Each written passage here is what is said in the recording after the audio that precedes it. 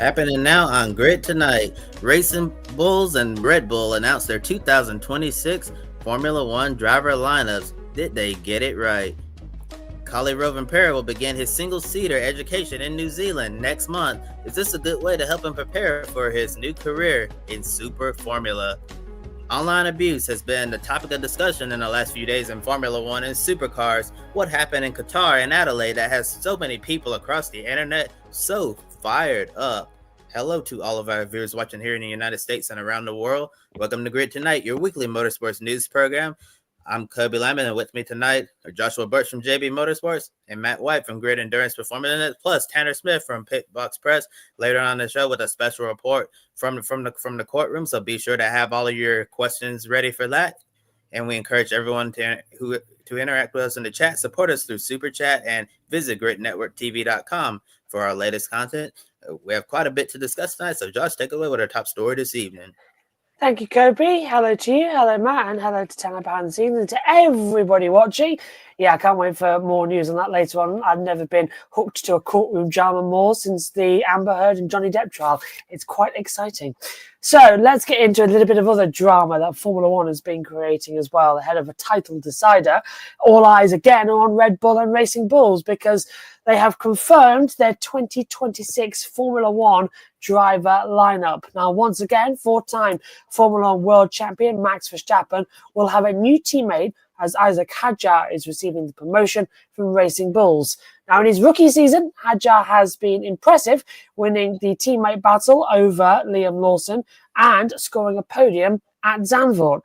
Now, from crashing out before making his F1 debut in Melbourne, before, of course, being consoled by Anthony Hamilton, and now getting to step up to Red Bull. The 21-year-old French driver is stepping into one of the toughest roles in motorsport. Verstappen's teammate is a revolving door of the second Red Bull seat that has claimed victims such as Sergio Perez, Liam Lawson, and now Yuki Tsunoda. Now, the team principal, Laurent Mekies, has said that Hadjar has displayed great maturity, raw speed, and he's a quick learner, the graphic courtesy of Red Bull Racing. Kobe starting with you on this one as well. Kind of inevitable, really, that we saw this coming. But can Isack Hadjar finally be the answer to that second Red Bull seat? Or do you expect him to suffer the same fate as Max Verstappen's previous teammates? Well, Josh, I think this is the exact same question we asked a year ago when they announced Liam Lawson as the driver who's going to be Max Verstappen's teammate for this full season. And we said we had hoped that Liam Lawson would be the answer, and we found out quickly after a couple of races that he was not the answer. And asking the same thing about Isack Hadjar, I'm not gonna say I hope so. I'm just say I have no idea. But given the new era coming next year with the regulations and Red Bull, going to be using the Ford power units in 2026. Hopefully, since we have a brand new slate coming up, that it'll give Red Bull a chance to build a car, where both drivers can be successful. And if they're able to do that, then I think Isack Hadjar can do exactly what he needs to do, and go out there and score the points in the constructors. So Red Bull, can contend for that because, as we've seen, Max Verstappen's been the only one who's really been contributing to the fight in the constructors and the only one who's really been capable of winning races. So we know Max is obviously going to be a very difficult driver to beat in the teammate-to-teammate battle. If Isack Hadjar can be, right behind Max Verstappen or, within, distance of him and scoring points, which Yuki Tsunoda hasn't been able to do consistently this year, I think he'll be perfectly fine.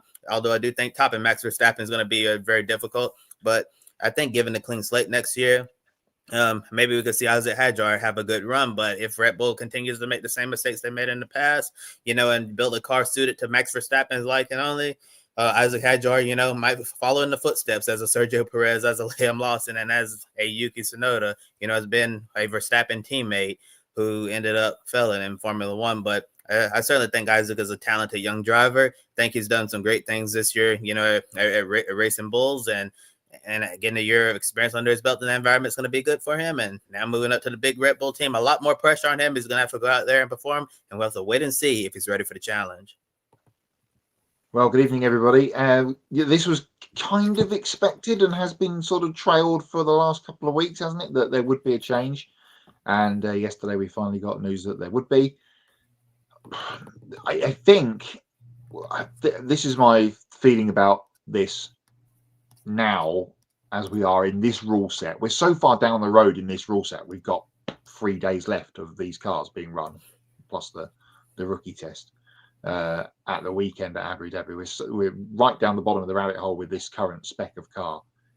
Great time for Hadjar to go to Red Bull and be part of the, base setup and all that kind of start of the regulation point for this team, which obviously a lot of these other drivers that you mentioned, Josh, in the run through there have not been. Of course, Perez had much more experience than a lot of the others, if not all of them put together, when he went in there. But this is a great chance for Hadjar, and as you mentioned, he's started his season off in the worst way possible pre the red lights going out. I was going to say the green flag, but pre the red lights going out in Melbourne at the start of the year, and then progressively better through the season. And he was asked at some point during the summer, as I seem to remember, I think it was before Zandvoort, he was asked, if the call came, what would you do? And he kind of jokingly said, well, I don't really want to go there because I'm doing, fairly okay here as I am at the moment. But, he's obviously worked with Mekis before at the start of the season, before all that shuffle happened as well. So it's a bit of continuity going on there. As you said, he's only 21. He's still got plenty of time left. Let's hope that they give him some time, because as you said, Kobe, Liam Lawson got absolutely minus time, didn't he, at the beginning of the season? He was out before he even got his bum comfortable in the seat there. So they have to make this some kind of permanent with Hadjar, because as we've seen through the season, the kid's a talent. He really has got something going for him. And again, at the weekend, pre his retirement, was having a storming race on Sunday. So, good for him. Good for the French fans to have him going to be, battling out there at the front ends of the field. We presume, unless we get some complete upside down turn of events and running order for next season with the new regs. But let's hope, for the sake of all of the Red Bull fans, we're going to talk about them later on, I'm sure, that they've got their number 2 driver that they can actually get behind, and he will give it back to them, as and give Max a run. It'd be good to see someone actually give Verstappen a bit of a run as a teammate. Would they be allowed? That's dangerous talk. Big red button. So, despite getting demoted from Red Bull after 2 races and being sent back to the junior team, Liam Lawson will make his return to Racing Bulls in 2026 and continue his redemption tour. Now, Lawson was at Red Bull for the Australian and Chinese Grand Prix races, but underperformed and was replaced with Tsunoda, starting with the Japanese Grand Prix. But since returning to Racing Bulls, Lawson has had a few good results in the points, although his teammate Hadjar has typically outperformed him. But Lawson's teammate for the 2026 season will be the Formula 2 graduate of Arvid Lindblad, who currently enters the Abu Dhabi final in the F2 Championship, 6th in points. Now, in his only season of F2 competition, Lindblad has 2 victories in the Jeddah Sprint race and the Barcelona feature race, and Lindblad said he's extremely grateful to be part of the Red Bull Junior Driver Program and thanked his personal team for the guidance, mentorship and belief, because none of this would have been possible without them, the graphic courtesy there of Racing Bulls. Finally, somebody who's in the actual academy getting promoted up. This doesn't happen very often with Red Bull these days. So, Matt, throwing it back to you, is Lawson essentially in the same position that Pierre Gasly was in towards the end of his Racing Bulls tenure, racing for his next job with no realistic chance of returning to Red Bull? And what do you expect from Arvid Lindblad? Well, on Lawson, I think the continuity for him is key. And we saw when he first came in 24. Yes, I'm trying to remember where we are in the calendar. In 24, that he did a decent job, and that's obviously what gave him the shot upwards. So if he can continue, he's had some tricky weekends here and there, but generally he's not been too far off of Hadjar, and both of those have been in front of the driver that we're going to talk about next. So the continuity there for Lawson is going to be good, and that would keep him in good stead. And I think the Gasly comparison is a good one, because Pierre was just kind of winding away time there towards the end, wasn't he, before the shuffle happened at Alpine, Renault, whatever it was then called at the time, before he moved over to be the French driver in the French car, in the French team with the French engine with the French tyres. I know they're Italian. So that's, perhaps for Lawson, because they've got some, again, you said about the promotion, of course, Hadjar has, double stepped his way to the top here. But they've got some other people knocking about there in Formula 2, haven't they? With Gerfer and Pepe Marti and those kind of people who are Red Bull back. So there's still some people in the Red Bull pipeline that are going to be knocking on the door, especially if one of those goes on a bit of a run at the beginning of the F2 season next year. And if Lawson and Lindblad have a bit of a wobble, then they might be standing at the back of the garage going, pick me, pick me. Lindblad, again, we talked about this I said this about Hadjar. It's been well sort of documented that this was going to happen. This has been talked about pretty much all year, when he was, given that super license early in the summer, just in case that there was going to be a change earlier on in the season, with the shuffle that's now unwound, with Hadjar going up and Lindblad coming to RB. And it's going to be happening for next season, to wave the British flag. That's another one on the grid. What's that going to be, 5 next season? 6 Brits on the grid? 6. So a fair percentage of British drivers on the grid for next season, which is positive for me, positive for Josh, and positive for all the British fans. Another someone to cheer on at Silverstone in the summer. And let's hope he goes well. He's another man that's kind of vaulted his way through the junior categories.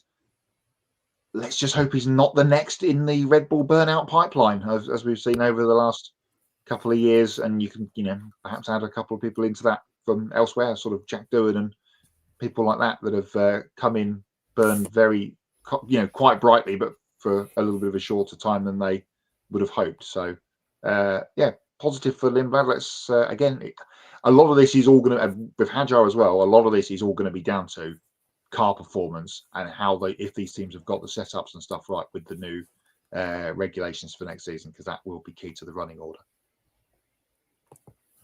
Yeah, indeed. And looking at Liam Lawson, I truly think that he's probably in a similar situation as Pierre Gasly was in, because when Gasly got demoted back to the Racing Bulls operation, there was really no way he was going to return back to Red Bull. And was unfortunate, Pierre Gasly is on that long list of Red Bull drivers who did not work out, as the number 2 in that seat.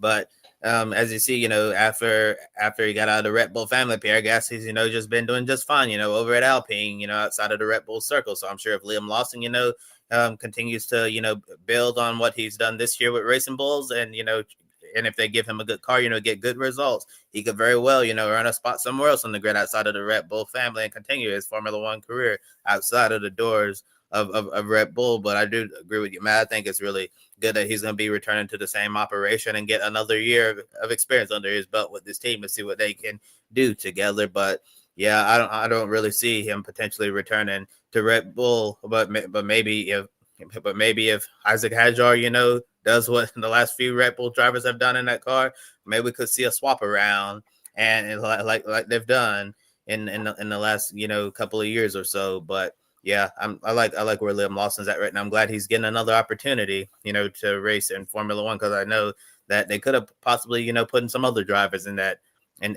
Racing Bull seat. But Arvid Lindblad, and I know he's kind of had like an up and down season in Formula 2, won a couple of races, and the Red Bull's been really high on him.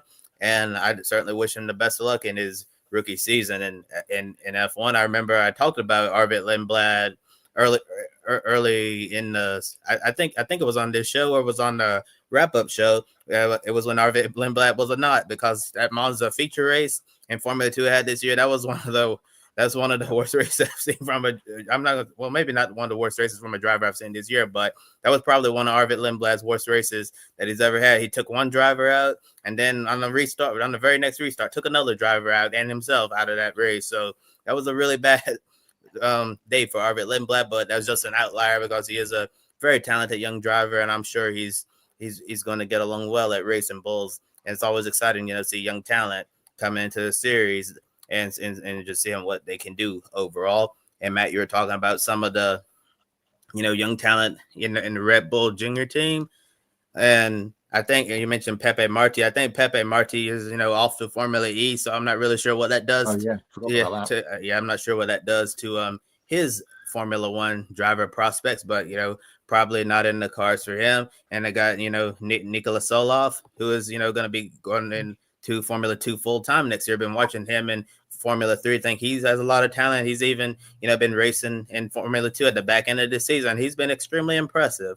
Considering the fact that all of these F2 drivers have been in the seat all year long, and here he is, brand new car he's not familiar with, and he's already right on the pace, right in the middle of the field, and he's quicker than a lot of the guys who have been doing this, week in and week out all year long. So they certainly have some really good young drivers in the Red Bull program. You mentioned Ollie Gerther as well. Not really the season Ollie Gerther has wanted in F2, and it's been quite a struggle for him. Yeah, so we'll have to see what's next for his career. And also Fionn McLaughlin. I think I watched that driver compete in the Macau Grand Prix. Was very impressed with what McLaughlin was able to do, but I think he had a crash or something. Can't remember if it was in the qualifying race or the actual race itself. But that driver has a lot of speed, so Red Bull certainly has quite a bit of talent all throughout. So if for any reason some of these drivers don't work out, they certainly have someone else that they can just plug in. As per normal, there's always a bigger fish to come into it, and maybe that bigger fish is who we're about to talk about, because bigger fish is not really the right word, is it? With Verstappen, tiny. He's about as tiny as this bottle coming through. But with Verstappen, Hadjar, Lawson, and Lindblad confirmed for 2026, the only driver left without a seat is Yuki Tsunoda. Now, given how poorly he's performed alongside Verstappen and letting Red Bull down in the Constructors' Championship, it's no surprise that he won't be on the grid next year. However, Tsunoda will remain a member of the Red Bull family as the team's test and reserve driver. In a car that's known to be suited to Verstappen's liking, and in similar fashion to others before him, Tsunoda struggled significantly with the car and didn't outqualify Verstappen until last weekend's sprint race at Qatar. In 23 races so far, Tsunoda has only finished in the points 7 times, which hurt Red Bull significantly in the Constructors. Laurent Mika said in Tsunoda's 5 seasons in Formula 1, the Japanese driver has matured into a complete racer, and it's impossible not to like him, given his infectious personality. And in a statement, Tsunoda said that he's not finished yet, admitting that it was incredibly tough to find out he wouldn't be on the F1 grid in 2026, but this setback won't deter him from being the best F1 driver he can be. Graphic courtesy of Red Bull Racing. Interesting stat as well is that he started from the pit lane more times than any other driver now in F1 history in just this single season. That surprised me. Starting from the pit lane a total of, I think, about 13 times.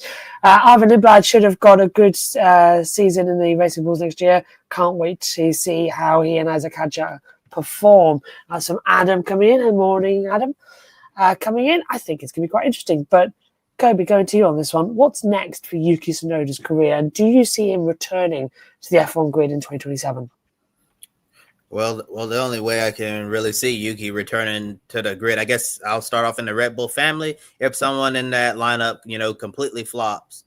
So if we get next year like not Isack Hadjar, Arvid Lindblad. If Arvid Lindblad comes into Formula One and he's completely off Liam Lawson and struggling significantly, then I think they could potentially put Yuki back at Racing Bulls, because we saw what Yuki was able to do at Racing Bulls before he got to the Red Bull senior team, that he was able to have some nice respectable performances and do really well in that car, given what that car's capability is.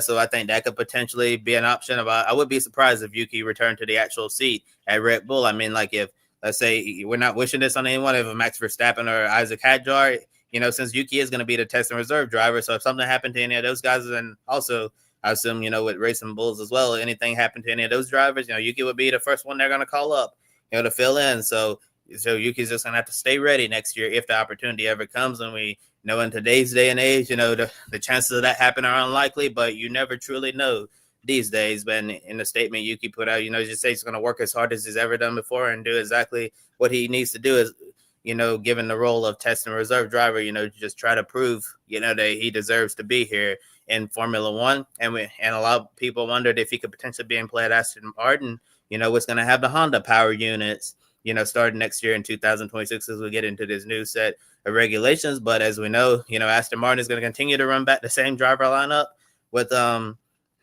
Fernando Alonso and Lance Stroll, and they got Jack Crawford as the reserve, so there's really no seat, for Yuki to continue over there with Honda. And I believe Honda even stated themselves, that they weren't going to basically hold Yuki's hand forever. That at some point he's going to need to make his own way. If it was with Honda, great, but at some point, Honda, won't always be there, to support him, as Yuki's going to be working with, Red Bull and Ford continuing next season. Just won't be on the racetrack. It'll be behind the scenes. Yeah, so I'm not sure where Yuki could potentially land in 2027. Hopefully his F1 career is not over, but it's really too soon to say whether he'll return or he won't. But I'm sure there could be a lot of great options for him, in other racing series around the world. I know this week a lot of people have been beating, the IndyCar drum, that maybe we see him at Del Coin Racing, since that's the only seat left available. But if you read Marshall Pruitt's mailbag on racer.com, he pointed out that the talk about Yuki going to IndyCar, that he called it a nothing burger. That's something that's not even in the pipeline right now. As great as it would be to see Yuki take on the IndyCar series, according to Marshall Pruitt, he says that's something that's not even in the works right now. Especially if Honda's trying to ask them Del Coin to take on one of their drivers. As Honda is entering the final year of his contract as one of the two IndyCar engine suppliers. So unfortunately, it doesn't seem like IndyCar is going to be in Yuki's goals for now, as he wants to eventually return to the Formula One grid. But I'm sure in the future, if the F1 road dries up for Yuki, maybe we could see him reunite with Honda over in the IndyCar series if they continue to supply engines in IndyCar. There could also be options in Formula E as well. He could always return home, race in front of his home fans in his home country of Japan. Sure, that would be a lot of fun for him. And then, we also have a lot of endurance racing series. He can race in IMSA, the World Endurance Championship, European Le Mans Series, Asian Le Mans Series. There's just a whole bunch of options for him in his post F1 career, whenever that may come. Yeah, there is plenty of places. I think the Ford tie-up with Red Bull, unless Yuki went absolutely all guns blazing for the season, his writing was kind of on the wall with Honda moving away from Red Bull. I would like to see him in IndyCar. I know, well, if Marshall Pruitt says nothing's happening, then it's gospel, isn't it? If Marshall or Nathan Brown from the Indy Star say anything about IndyCar, that is what it is. So we have to take that as the news. But it would be cool to see him in there. There is going to be, though, excuse me, a bit of driver market churn, isn't there, at the end of 26, because probably there's going to be a seat at Ferrari. I'm not saying Yuki Tsunoda is going to go to Ferrari. Probably there's going to be at least one seat at Aston Martin. They're Honda powered. So there's going to be a little bit of moving and shaking going on there that may let him back in again. But there's no way this is the test and reserve driver role. There's no way it's not like a substitute coming off the bench in soccer and them scoring a hat trick, but they never start the game, is it? Oh, he's really good, we'll have him. You don't know, because they're not doing anything in front of the cameras to show off their talent and their speed. So it's going to be interesting to see what that sort of test and reserve driver role gives Yuki in terms of getting back in. Of course, we've seen it with Valtteri Bottas going to Cadillac, so it's possible. We've seen it with other people that have sort of been out and come back, like Nico Hulkenberg, people at APRA throughout the last few years. So yeah, interesting. I'd like to see him in IndyCar. He could be with an Acura team in IMSA, with a Honda tie up there. That would be something. Even go back and do some Super GT, as you mentioned, Kobe. Go back to Japan and make a proper, continue the name for yourself in that kind of championship. He's still a young man. He's still got plenty of years in front of him to pursue a professional racing career and be paid. So that's obviously goal number one, is to get racing and earn a living from it. Obviously, he's fairly well kept as a former Formula One driver, but yeah, options on the table. It's a shame to see him go. We always like the excitable Japanese driver on the Formula One grid. We've had a few of them down the years. Takuma Sato springs to mind instantly. So it's going to be a shame to not have Yuki being fiery at people on the radio as he has done over his time anymore. Perhaps forever. We'll see if a door opens for him come 27. I hope it does. I really do. Because he's a good driver and he's been lambered with a bad car. That Red Bull curse of the second seat just keeps getting worse and worse. So let's move away from Formula One as well. Just a quick reminder, we do have a World Championship on the line for that one. And you can watch our grid preview show and review show coming up over the weekend as well. Max Verstappen, Lando Norris and Oscar Piastri in the hunt for the World Championship. Right, second story of the evening. Two-time World Rally Champion Kalle Rovanperä just completed his World Rally Championship tenure last weekend in Saudi Arabia, and already he's confirmed some early 2026 plans to get experience in single-seaters. Next month, Rovanperä will travel to New Zealand and compete in the Toyota Gazoo Racing-backed open-wheel racing series, the Castrol Toyota Formula Regional Oceania Trophy. That was impressive even for me to get through that with one breath. Rovanperä is set to drive for the CT IFROT with high-tech and complete on 4 consecutive race weekends, with 2 rounds taking place in New Zealand's North Island and the other 2 in the South Island. The Finnish racing driver will make his racing debut in the series on the January 9th to 11th at the Hampton Downs International Motorsport Park. Then he'll go to the Taupo International Motorsport Park, the Tauratonga Raceway at the end of the season with the 70th running of the New Zealand Grand Prix at Highlands International Motorsport Park on January 30th and February the 1st. It was also announced earlier today that Rovanperä will make his Super Formula test debut next week with Toyota at Suzuka. The 3-day test will take place next Wednesday, Thursday and Friday. Racing in New Zealand will prepare Rovanperä for his Super Formula race debut in April 2026 at the Twin Ring Motegi, and then the possibility of going to Formula 2 in 2027. Rovanperä said that they've been making some good plans to prepare in the best ways possible, and he's looking forward to pushing himself in single-seater racing, and the photo courtesy of Toyota Gazoo Racing New Zealand. And breathe. Wow, that was a lot of words for that one to get through. Okay, we're starting on this one. Do you like the idea of Kalle Rovanperä going to New Zealand to get this experience before, of course, his Super Formula campaign starts in Japan? Well, I want to start off by saying thank you, Matt, for giving me a shout out on our private chat, because I called this, right Well when done, I'm usually not good at predicting these things, but I predicted this exactly where Kalle Rovanperä was going to go, because I remember during the off season, especially like for some of the people on the road to Indy ladder system, I know some of those drivers, and also on road to F1 as well. I've seen some of them go over to like Australia and New Zealand, during the off season, they in like racing like some type of winter series or whatever that you want to call them, to I guess stay sharp, or if they're like moving into a certain open wheel racing championship, to get that additional experience, because we've seen some high profile drivers go to Australia and New Zealand to these style of championships, to get that valuable track time in this style of car.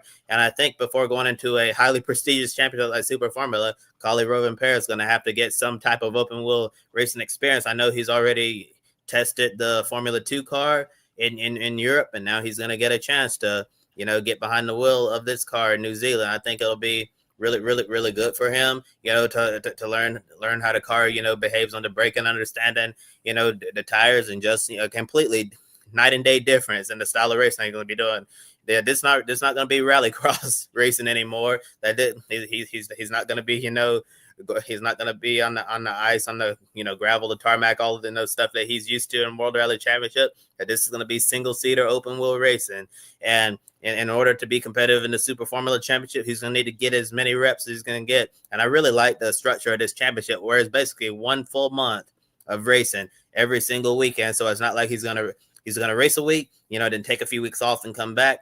I think it's going to be good that he's going to continuously be doing this, every single week, for an entire month. And it'll be fun to follow his progress to see how well he can perform. And I also think that it's a good thing he's going to be at the test section next week for Super Formula at Suzuka, so he can get a full understanding of what the car is going to be like once he gets over there for the full season, because I know his timeline is extremely ambitious. I know he's in his mid-20s right now, so he's also out on quite a bit of time, because by age 25, a lot of these guys and girls who are trying to get on the road to Formula One, by age 25 they're considered too old to try to get to Formula One. But Kalle Rovanperä, Toyota has a lot of belief in him and think that he can successfully make the switch to open wheel racing and be competitive. I'm sure he's probably done some testing on the simulator, to get their full backing and support. So he must have done something to, impress them, because, this is a huge risk that he's doing for himself. This is a huge risk for Toyota, because it's not cheap to do what they're doing,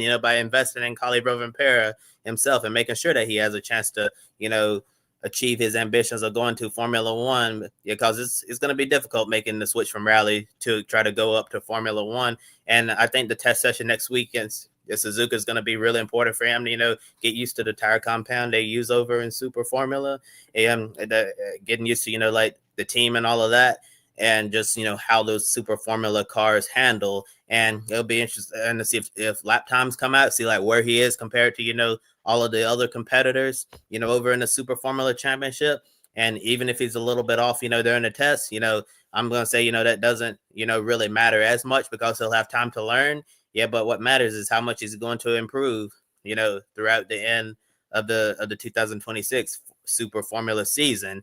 And I just think overall it's just going to be a huge challenge for him. And with that ambitious timeline of wanting to go to Formula 2 in 2027, he's really going to, I hate to say this, but in year one, if he wants to go to Formula 2 in 2027, he's really going to have to show up and show out against that Super Formula talent. So he's going to have to learn extremely quickly. He's going to need to be, up there in the mix, because if he's, towards the back of the Super Formula Championship, not scoring points, even if he wants to go to Formula 2 in 2027, that might not be enough to justify that, because in order to go into Formula 2, you really need to show, that you can handle that type of stuff. And if he can handle Super Formula, I think it'll be good to go to F2 in 2027. But if it's a struggle, they might want to consider having him do another year of that, because you certainly don't want to, send him to Formula 2 and completely, humiliate himself. That's the last thing we want to see. But I think the plan that Toyota have for him right now, is really good. The only thing is that, that he's in his mid-20s. Well, he's in his 20s now, and he's certainly going to need to learn very quickly. First of all, ignore the badge, but my Gazoo colours of this hat. Hats off to Kobe Lambeth, who called that was going to happen when we talked about this announcement that Rovanperä was going to Japan. And he said, "I bet he goes and does that," and that is exactly what's happened. We joked also that we're going to be doing Cali Watch next season, so that's still our January timeline. If there's not much else going on, we can talk about how Rovanperä is doing in New Zealand, which is as you said, Kobe, a great championship for the young guys coming through. And they will tell you they've had Lance Stroll down there, they've had Lando Norris down there over the journey, and others that have got all the way to the top of Formula One. So it's a little bit of a proving ground, condensed calendar, as we said, over a 4-week period. It's a nice little championship with the Formula regional cars. Another thing I just thought of while you were giving your answer, Kobe, is he's going to have that test in the Super Formula car, and then he's going to go down to a less powered car. So, it's going to be a little bit less of a step maybe for him, because he's had 3 days pre-Christmas in the Super Formula car coming up next week with that test. So everything pointing the right way for him. We're going to talk about, I am certainly going to talk about more of WRC from the weekend when we get to Hots and Knots later on. But great to see that this is all coming together. And some good storylines to follow next year with Herta in F2 and Rovanperä in Super Formula. These guys doing something different. It's going to be really, really interesting. And as you said, Kobe, the Toyota sort of pathway for their young Finn is all kind of mapped out. He's just got to go out there now and do the business. And, maybe a second year in SF in 27 wouldn't be a bad thing, depending on how he's got on, because as we talked about at the time, if he then goes to F2, he's got to learn a new team, a new championship, new tyres, new car, new tracks, all of that again. So, a lot to put on a young, says the almost 40-year-old man, over a couple of years to learn a completely different discipline of racing, and then have to relearn again with another championship in Formula 2. Not the first racing he's done, because he's been doing some Porsche Cup racing over the last couple of years in various championships, including the Benelux Porsche Carrera Cup. So has racing experience, but no single-seater experience. Going to be interesting to see how he gets on. It's a really weird mix of genres and years for motorsport fans next season as well, with, as you say, Herta over in F2 and Carly Rovanperä over in Super Formula. Keep your eyes peeled. We're going to see a couple more, I feel, because if rumours are true, then watch out for some things going on in Le Mans next year. So, yeah, you got that one. So, as the 2025 motorsport season comes to an end, two incidents that occurred last weekend in two different series caused an uproar on social media. Now, towards the end of the Qatar Grand Prix, Formula 1 World Championship leader Lando Norris was battling Kimi Antonelli for fourth place. Now, Antonelli made a mistake, costing him the position, as Norris picked up extra points in the championship. Now, Sky Sports F1 was showing the battle, but the broadcast missed what happened to Antonelli, leading some to wonder if games were being played. On the radio, Max Verstappen's engineer, Gianpiero Lambesi, said he wasn't sure what happened, but it looked like, unfortunately, Antonelli pulled over and let Norris by for additional points. McLaren using, of course, Mercedes power units. Now, Red Bull's Helmut Marko chimed in and said it was too obvious that Antonelli waved Norris by. With all these words being said, it caused an uproar online with anger towards Antonelli. The young Mercedes driver even changed his profile picture on Instagram to a dark image. Mercedes planned to report the social abuse to the FIA, who then released a statement saying the FIA and its United Against Online Abuse campaign condemns abuse and harassment in any form. It remains absolutely critical that everyone operating within our sport can do so in a safe and respectful environment. We stand in support of Kimi Antonelli and urge the wider community, online and offline, to treat drivers, teams and officials with the whole sporting ecosystem with respect and compassion that they deserve. Now, realising their role in this incident, based on earlier comments from Gianpiero Lambesi and Marko, Red Bull also put out a statement, graphic courtesy there, the FIA and Red Bull Racing. This is what Red Bull said in their statement when it pops up. Comments made before the end and immediately after the Qatar Grand Prix suggesting that Mercedes driver Kimi Antonelli had deliberately allowed Lando to overtake him are clearly incorrect. Replay footage showed Antonelli momentarily losing control of his car, thus allowing Norris to pass him. We sincerely regret that this has led to Kimi receiving online abuse. And in the Repco Supercars Championship, things also got heated online in the final race of the 2025 season in the Adelaide Grand Final. On lap 1, Ryan Wood made contact with then championship leader Brock Feeney and spun him out. People were angry at Wood, who was unapologetic in his post-race interviews, saying how he went for the gap and wanted to win the race. There was also anger towards the 2025 Supercars champion Chaz Moscott because he won the championship in the inaugural year of the final playoff system, since many believe that Feeney was the most deserving champion. So lots of anger all around in the direction of Walkinshaw and Andretti United. Now, Supercars did put out a statement saying, "We love our fans and know you're the most passionate of any sport. We love what the stars of our sport do for our supporters on and off the track. No sporting fans have better access to their heroes." British Touring Cars, just saying. Our new final series has just stirred emotions and opinions like never before. As with all codes, this is what sport is all about. But no matter what happens, there's never any place for personal abuse. It can't be tolerated and must be called out. It doesn't belong in any part of society. It definitely doesn't belong in supercars. We are committed to advancing our efforts to stamp it out on our platforms alongside the drivers and teams that make our incredible sport. That's from James Ward-Burton, the Supercars chief executive. Now, I think Matt's having a problem with his camera, so Kobe, starting with you on this one. Were any of these two incidences worth getting upset over? I really don't think so. Yeah, Josh, I agree with you there.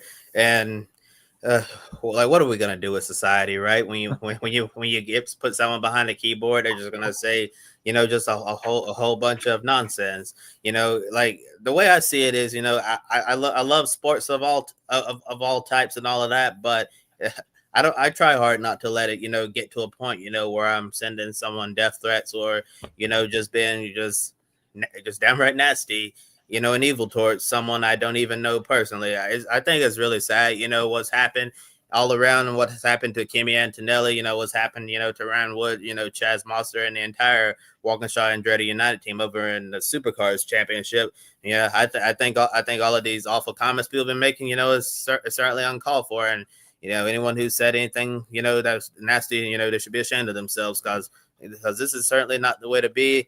And looking at Kimi Antonelli, I truly don't understand why anyone would really think that, he would just lay over for Lando and just let him go by because, they're not even teammates. I know, they have the same Mercedes power units and all of that, but, they're not even teammates. Like, what is Kimi Antonelli going to gain by giving, Lando Norris that spot?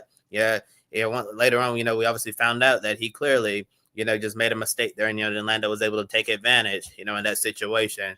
Yeah, so I truly don't think Kimi Antonelli purposely, give him that spot. And sometimes, when you're people, of power and influence, like, obviously like Helmut Marko and then Max Verstappen's engineer, you're people like that, you have to be mindful, that your words carry. When you make, comments like that, people are going to run with it. And also I guess you have to give some blame to Sky Sports broadcast as well, because, because they didn't, show a clear image of what had happened. And they, play Lambiasi's, that they played his words like out of context, so it made it seem like, that Kimi Antonelli, might have been in the wrong there, playing some type of, I guess, engine make team orders type of game there. So so out of context situation, led to some of the hate towards Kimi Antonelli, him, just been a young kid into Formula One, 18, 19 years old, just unfair that he had to, be, bombarded with all that hate for no, apparent or even justifiable reason. And then, supercars, we spent a lot of time on that this past Sunday, on the Great Wrap-Up Show, me and Joe Samniego talking about, this situation and starting the situation, with Ryan Wood. I know I saw some conspiracies online from fans, and no, I'm just gonna say Ryan Wood did not deliberately crash Brock Feeney so his teammate Chaz Monster could win the championship.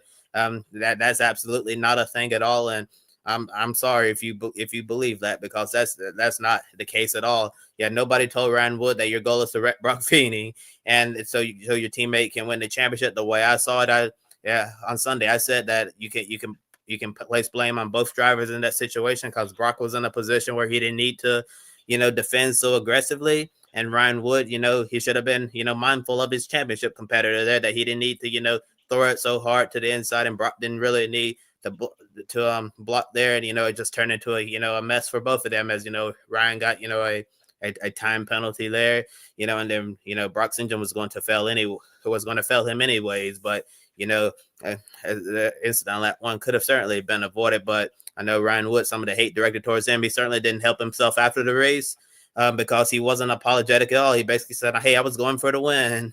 I went for the gap that was there. That was that. He said, I'm out here to win the race. And, instead of, expressing more regret, be like, I just hate what I did to Brock. Yeah, he was just like, hey, he was focused more on himself in the moment. I think, that drove some of the hate, towards him, and him being Chaz Monster's teammate who ended up winning the championship.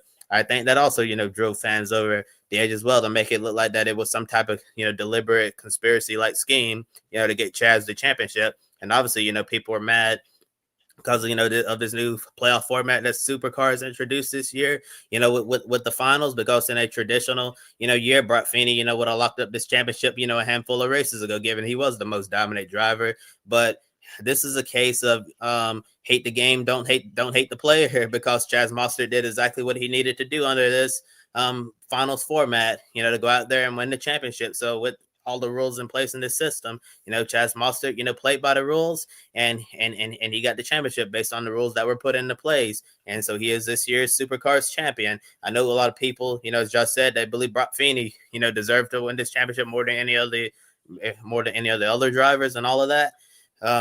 But at the end of the day, I don't think it's fair, to go after Chaz Mostert, and send him hate online because he won the championship, in this style of system, because he was just merely just playing by the rules that were put into place here. Yeah, but all in all, I really hate to see, this type of situation happen to people. But I would just say when people, we like to post during these events, and especially on X, and on other platforms, and just show how passionate we are about this. Sometimes, I think we need to just take it down a few notches, and if we feel like we're angry about something, we just step away for a while, take some deep breaths, because it's really not worth getting into this online drama and all of that. And if you say something really bad, it might cost you your livelihood, because we've seen that, in some cases. Because all in all, people just do better. Yeah, I agree with Kobe. I'll start with supercars, shall I? Interesting that all happened in the very same corner as Hill and Schumacher in '94. Chaz Mostert has been the quote-unquote leader of the sort of supercars stopping of the abuse campaign. No social hate. The hashtag no social hate was Chaz's thing, and it has been pretty much since, it might have even been before COVID. It certainly was during the pandemic sort of era, and all the way up to now. So it's kind of odd that it's him involved in all of this, not directly, but he has been getting some stuff because people are stupid. And the supercars comment section, everyone's cheating. If you look at supercars news stories comment section, most of all the Red Bull cars, whatever manufacturer they choose to be running, has been ever since they were Vodafone cars. When I really got into the championship in the mid-noughties, they always cheat, and everyone hates them. But apparently now it's gone the other way, where because they've been wronged, they haven't been cheating. It's just so stupid. I mean, the Wood move on lap 1 of, 78 laps or whatever it was, is a bit over the top. But we're not watching paint dry here. This is car racing, not car driving around in circles, as someone famously said, or I've just misquoted all those years ago. So, yeah, not great look for everybody. They bring in the final system, and people were skeptical about it. Then there was some excitement that it's going to be different, but now it's happened fairly similar to, in kind of ways, but not without the crashing into each other. NASCAR and teammates getting involved and all that kind of thing. So, real shame. Now, I'm going to open my imaginary can of Mountain Dew and talk about the Formula One. I was hoping we'd get to this at some stage. Otherwise, I'm burning knots from here on the Qatar Grand Prix, which we'll do hots and knots in a little while. First of all, Kobe, I need to pick you up on something. You said it was the Sky Sports broadcast. It's not. That is an FOM broadcast. Nothing to do with Sky Sports. They take the pictures and talk over the top of it. Now, point of order number 1.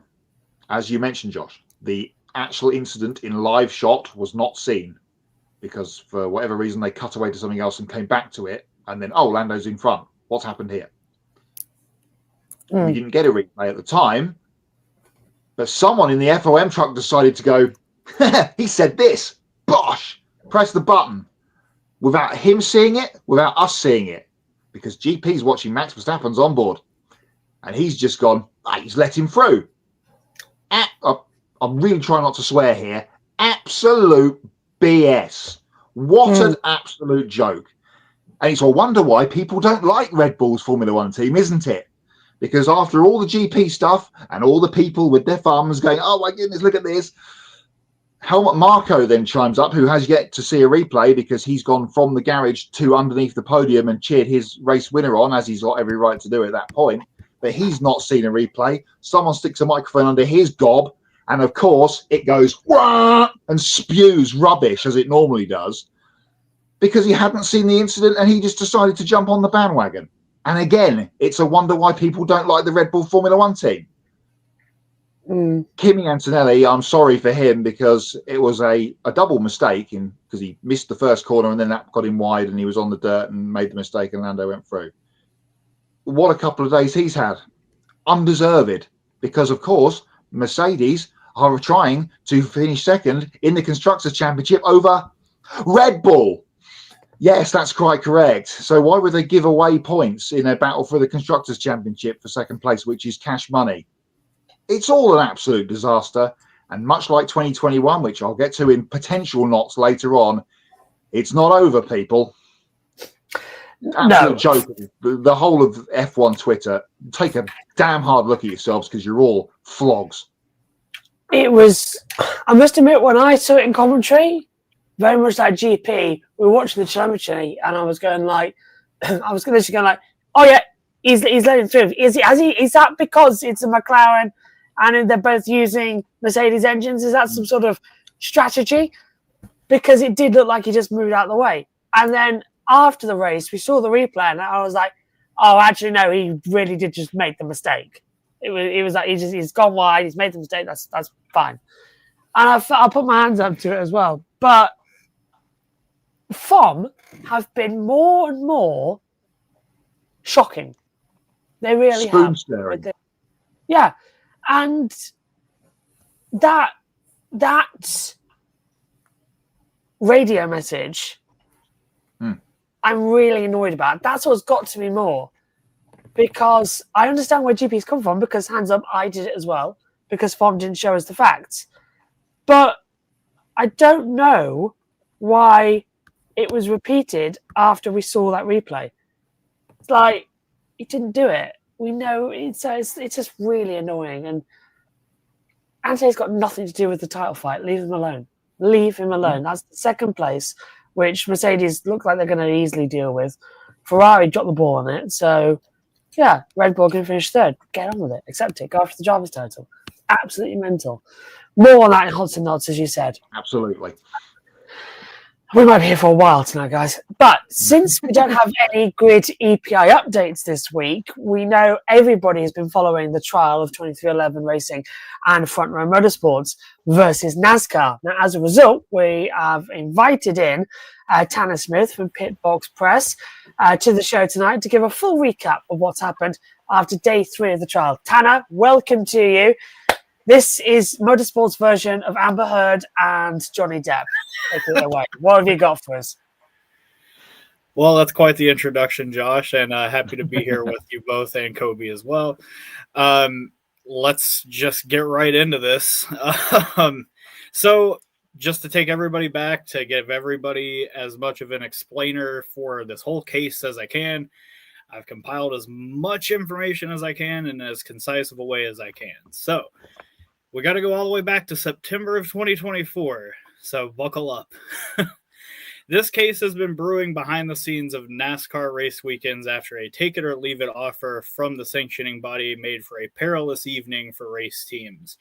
So 2 of them, 2311 Racing, which is headed by 3-time Daytona 500 winner Denny Hamlin and NBA icon Michael Jordan, and Front Row Motorsports, primarily owned by restaurant magnate Bob Jenkins, opted not to sign the newest charter agreement proposed by NASCAR last year because they believed the sanctioning body broke federal antitrust laws by leveraging their monopoly of premier stock car racing on the race teams.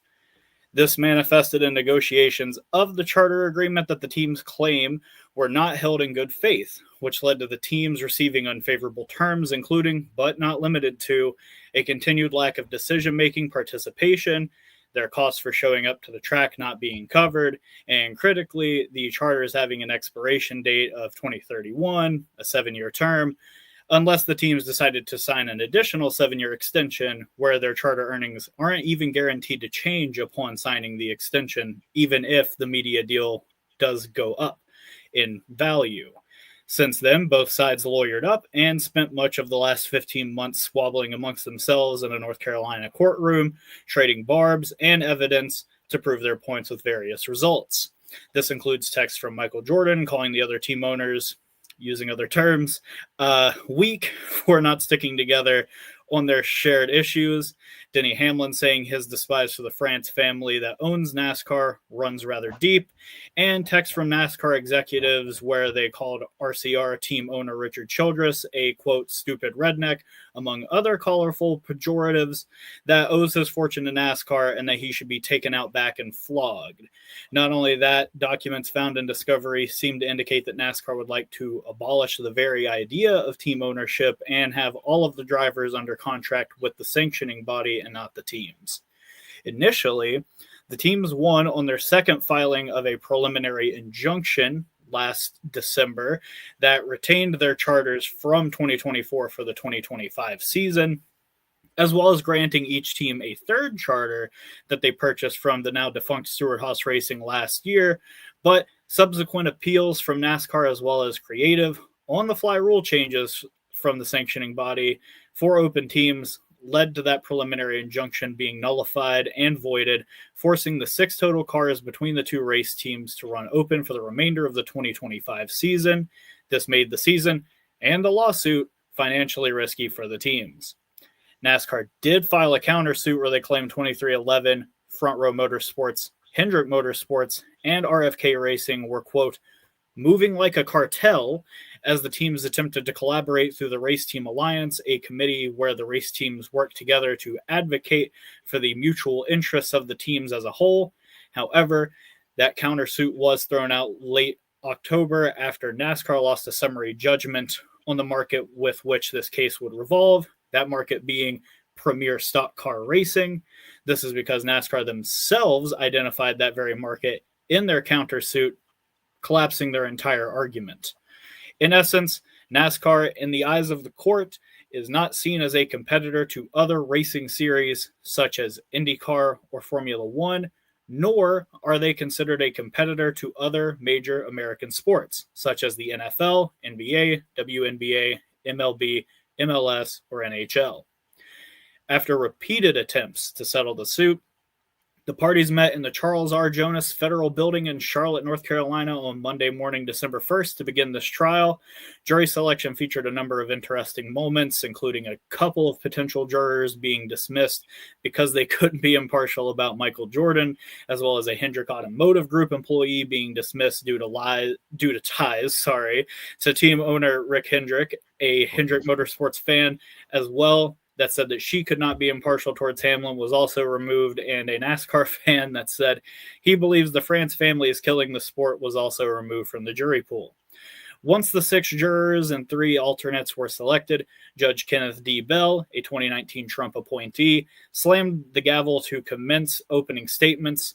Bell took on the case following the first preliminary injunction hearing in November of last year, as the judge for that particular hearing, Judge Frank Whitney, decided to step down before the trial was fully in motion. The team's attorney, noted antitrust attorney Jeffrey Kessler, owns a historic resume that includes winning free agency rights for the NFLPA in the 1980s, as well as the very famous and recent name, image, and likeness, NIL, rights for collegiate athletes in a unanimous Supreme Court decision against the NCAA in 2021. NASCAR's attorney, conversely, is led by a familiar foe of Kessler's, Chris Yates. Yates is a member of the Latham & Watkins law firm that's representing NASCAR in this case. They also represented the NCAA in a losing effort to Kessler, as well as defeating Kessler in a very different case surrounding Major League Soccer in the United States. Kessler and Yates' associate John E. Stevenson presented their respective opening statements that morning, which led to Judge Bell limiting both sides from showing exhibits due to both sides featuring impermissible arguments. In addition, only one member of each side was allowed to be in attendance in the courtroom prior to being called up as witnesses in the case.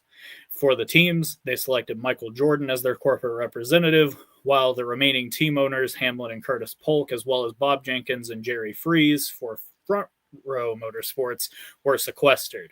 For NASCAR, their corporate representative is current owner Jim France, the 80-year-old son of NASCAR founder Bill France Sr. Kessler argued that NASCAR owning a number of the tracks on the series calendar and colluding with Speedway Motorsports Incorporated to create non-compete agreements that would stop the growth of a potential competitor stock car series, as well as sanctioning agreements preventing them from hosting other racing series like IndyCar, for instance, in addition to NASCAR generating a significant amount of revenue with so little of it going to the teams, but the France Family Trust instead, which has taken in over $400 million in the past 3 years alone. Meanwhile, Stevenson's argument centered around how NASCAR was family built and how the teams are bringing the sanctioning body and its first family to court over what is essentially sour grapes from failed negotiations. The first witness to take the stand was Hamlin to free him from sequester. In testimony that lasted over the course of Monday and Tuesday, Hamlin's examination went over his background in racing and the formation of 2311 Racing, while also touching on moments that led to the lawsuit being filed. Under cross-examination, a different attorney for NASCAR, Larry Buterman, poked and prodded at the 60-time Cup Series winner about how his contracts with drivers resembled some of the hallmarks of the 2025 charter agreement he disagreed with, which led to Hamlin explaining succinctly that drivers have options to go to other race teams and sign a contract with any of them, or even hop to a different sport, while the team owners do not have that liberty, as if you buy a NASCAR Cup Series car, you are unfortunately basically locked in under the IP that NASCAR has, meaning that effectively you can't just take your next-gen NASCAR race car to a track and race it. It has to be, unfortunately, under a NASCAR-sanctioned event for the NASCAR Cup Series, so you can't just move your team and take it somewhere else, whether that be IndyCar, Formula One, etc.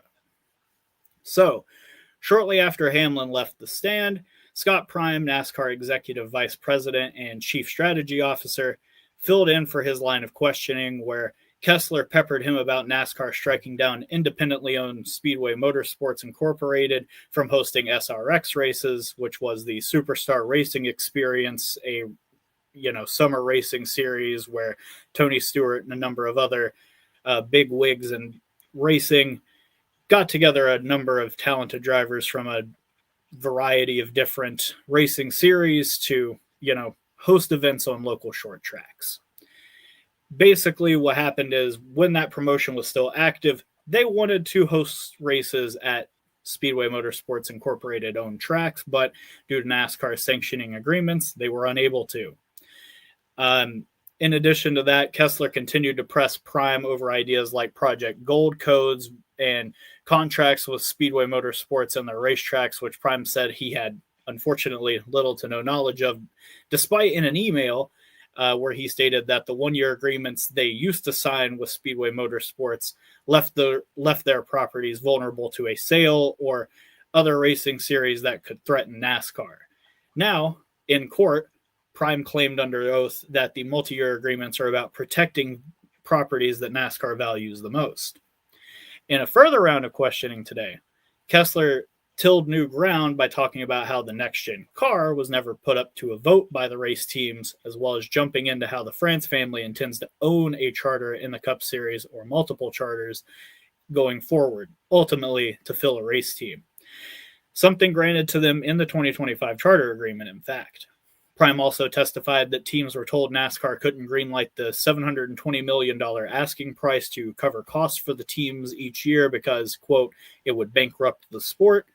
Prime also mentioned he was under the impression that his team ran the numbers before relaying that information to the teams.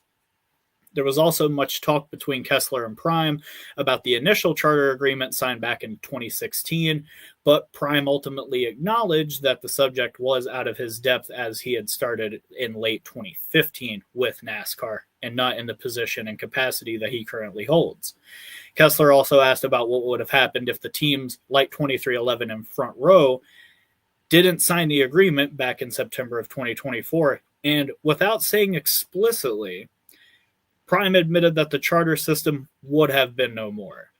Discussion was also had about how a competitor stock car series could have formed in the aftermath of the charter agreement's nullification by suggesting the prospective hypothetical racing series could race on a number of street circuits, which Kessler definitely pointed out that NASCAR lost $50 million over 3 years hosting the Chicago street race, meaning street racing for a brand new stock car racing series would not be economically viable. Kessler also approached Prime today about a number of documents that I frankly haven't had the time to go over and fully digest them, so I will be back on another show later on to update you all on the happenings. I'm assuming probably next week. Now, after Prime's exhaustive session concluded, co-plaintiff Bob Jenkins took the stand. The owner of Front Row Motorsports, the restaurant magnate, testified that he has never taken a salary as the CEO of the team, and it has operated for over 2 decades. In addition to that, this means that he has not made any sort of a profit in that time period as well. Again, over 2 decades in the sport, has not made a profit, and consistently loses money as part of owning this race team. Not only that, he says that the estimated losses for his race team end up around $7 million per season. He also stated that the next-gen car costs 2.5 times more than the previous Generation 6 car costs to produce, meaning NASCAR may have misled teams when they introduced the cost structure of the next-gen car that was meant to reduce costs. Jenkins also claims that teams are required to replace the nose and the tail of the next-gen car after every single event, regardless of incident, because NASCAR prohibits teams from repairing the parts themselves. During the cross-examination, NASCAR's attorneys faced Judge Bell's wrath as they violated court orders twice during their time with Jenkins. First, they brought up Jenkins' businesses outside of NASCAR, though both parties agreed prior to the case that this would not be discussed, as well as verbally bringing up a text conversation between himself and Spire Motorsports co-owner Jeff Dickerson that was previously considered impermissible evidence. Prior to court letting out this evening, Judge Bell dropped the hammer, letting both sides know that this kind of conduct will not be tolerated from either party, and warned of dire consequences if the boundaries are violated once more. The case is supposed to be lasting for 2 weeks, so it should end as far as the arguments being made are concerned at the end of next Friday, the 12th.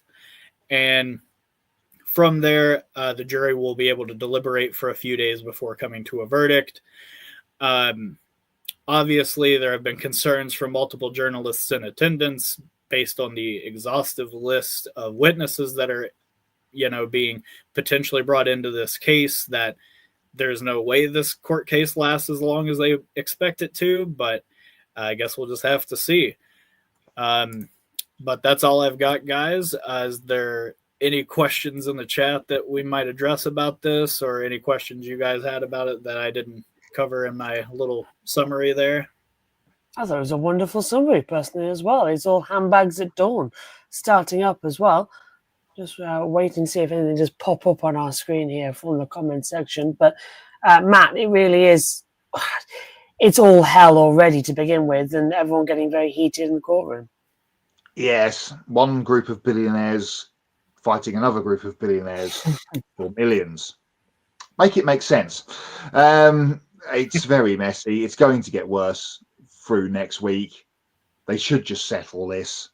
We're just going to go round in circles. I feel like I have been and continue to be on the side of NASCAR, even though they have done some silly things and said some silly things, which probably, as I said at the weekend on another output, you don't say silly things to people in a thing that is then going to be brought back up again. If you're going to say something to someone's face and mean it, go and do it. Back to our previous comments about people on social media in NASCAR, in supercars and Formula One, because it's just going to get regurgitated and make you look silly. And I don't care that I've made myself look silly about shouting about Red Bull people over the last half an hour. Yeah, it's interesting, very interesting. I didn't think I'd get invested in this because we talked about it on the show before, and every time Kobe says, "Oh, we're going to talk about this," and I've gone, "Really?" But actually, now it's started. It's yes, very interesting stuff indeed that people are coming out with, or not being allowed to talk about, or it's being thrown straight out as soon as it gets brought in. So yeah, more to come this week, and next week's going to be interesting because we've got team owners as witnesses, which is going to be absolute grenade stuff. Out of this comment, it's worth noting that NASCAR is putting out a daily summary of events that seem to be tailored to paint a very specific picture that's not reflected by the multitude of reporting from journalists everywhere else. Tanner, you yourself. Yeah. Well, who do you trust here? I trust the unbiased opinions of people who are actually keeping their eyes on it completely as well. Tanner, what would you say as well? Is it really fair that NASCAR can be reporting on their own trial? I mean, I fully expect them to, try to explain their side in the court of public opinion, and they definitely reserve their right to do that, and they have been doing so. I just don't think that I know this is going to sound insane, but I don't know what their case is, genuinely. They have gone this entire trial, and I haven't been able to pick out exactly what their point is to defend themselves. They obviously have been labeled a monopoly now by the court of law. Now it's up to 2311 and Front Row Motorsports and their representation to prove that point, that they have been a monopoly unlawfully, using their power and leverage against the race teams to, kind of advance their own wealth. And I've got to be honest with you guys, I am really questioning what Latham and Watkins has been doing this entire period of time, because you read anything that they have brought to the courtroom and you're just shaking your head like, what are you guys getting at? Like, I feel like they have not done a very good job of painting a picture of any kind. I mean, maybe if they're going for a more of an abstract painting, maybe a little Jackson Pollock, maybe they might be able to pick something out in that. But I've got to say, I feel like 2311 and Front Row's representation, led by Jeffrey Kessler, has been pretty tight for the most part. And I think that kind of came to a head today when they were questioning Bob Jenkins as far as NASCAR is concerned, and they've now been, quote, admonished twice by Judge Bell. And granted, I don't know what these dire consequences that he talks about are, that he can potentially levy against the attorneys of NASCAR's team. But I mean, the fact that they have been playing dirty already and it's day 3 of the trial is not exactly a glowing endorsement of how well that they've been presenting their case. Not only that, obviously I am not in the courtroom, so I am not personally witnessing any of this as much as I would love to be there. But Jeff Gluck of The Athletic, owned by the New York Times, he is there attending with his colleague Jordan Bianchi, and he's been reporting on this during breaks in court action. And he mentioned today that during Bob Jenkins's testimony, it almost seemed like the jury was seeing Bob Jenkins as more of a sympathetic figure, which is, if you're NASCAR, the absolute worst thing you could have done. And it seems that their cross-examination has done exactly that, painted Bob Jenkins to be a likable, sympathetic figure. So yeah, I'm just at a loss with NASCAR's defense at this point. I feel like, though, what was that? Oh, go on. No, sorry, continue your point. I was just going to say, I am just kind of at a loss with where they're going with this. I do think, though, that, I think any lawyer is only as good as the client that they are representing. I think that, Jeffrey Kessler, obviously he's an amazing attorney, but even he's lost cases, even most recently to Yates and Latham and Watkins law firm in the MLS case. In addition to that, he lost the case where he was trying to argue in favor of Tom Brady not getting suspended for Deflategate back in the 2014-2015 timeframe for the NFL. Obviously, like I said, I think that a lot of these attorneys, for as good as they are only as good as the case that they are being asked to make.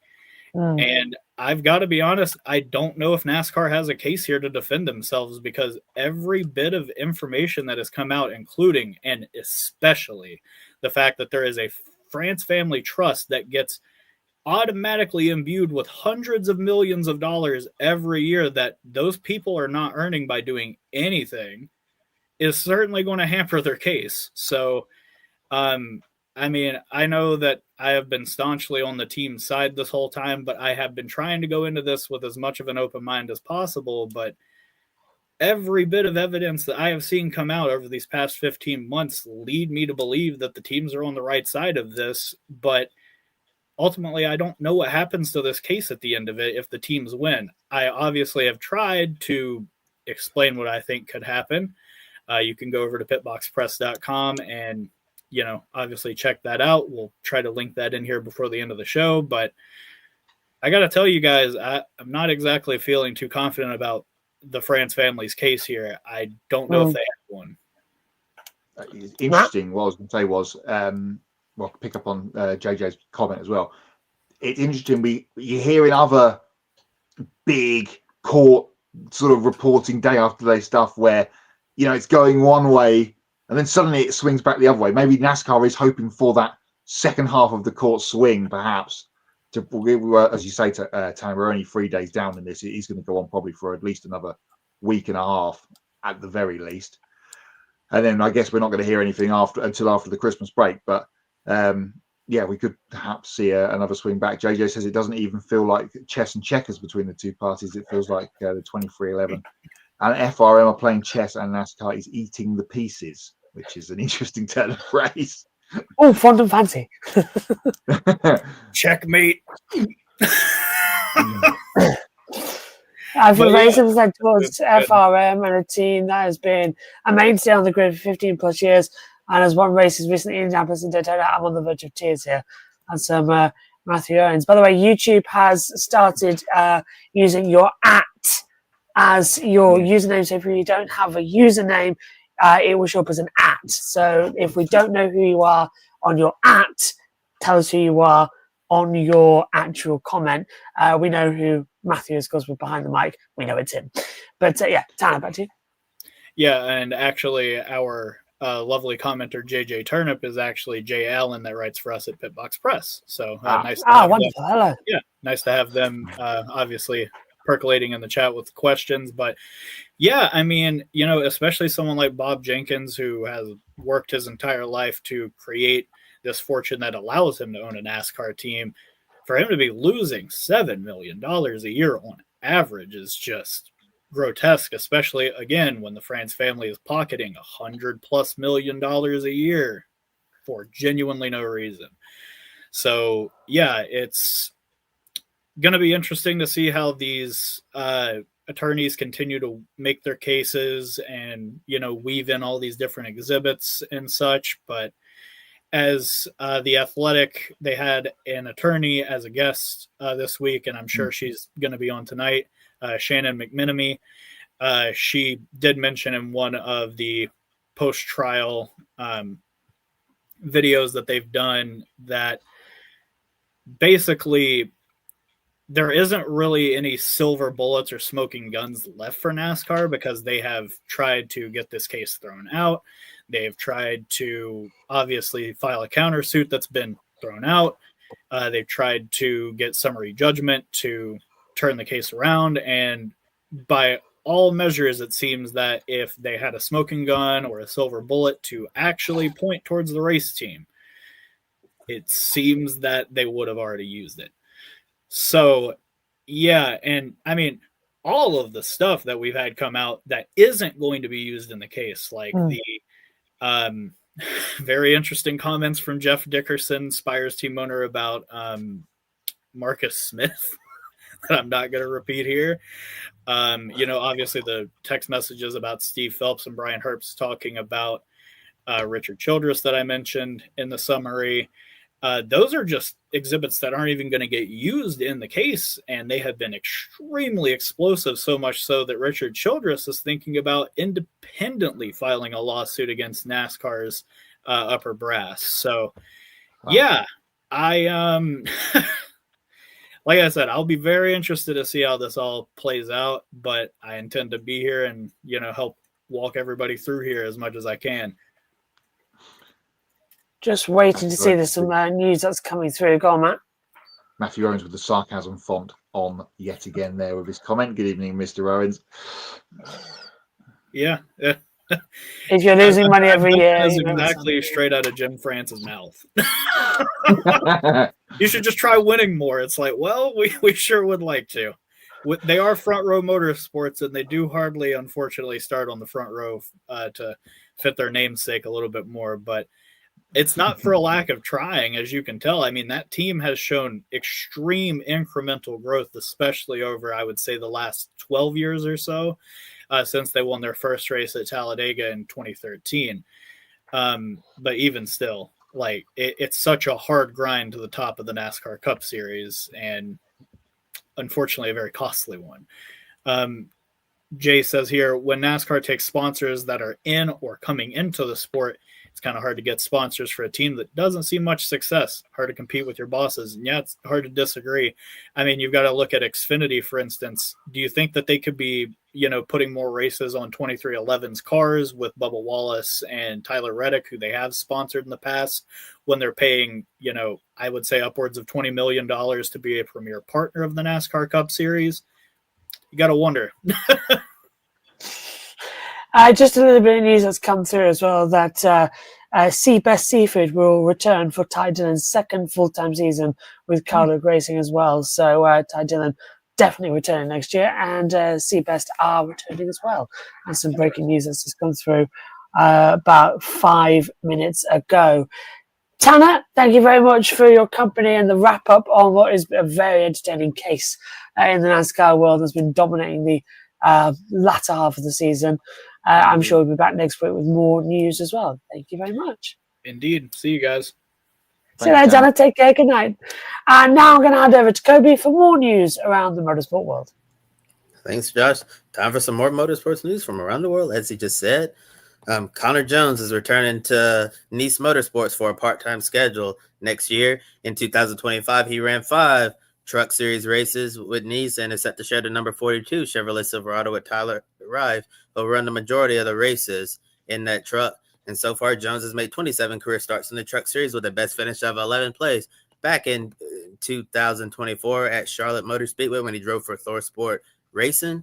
During this year's Martinsville Fall race, Jones was in position to potentially get a top 10 finish until he got spun later in the race.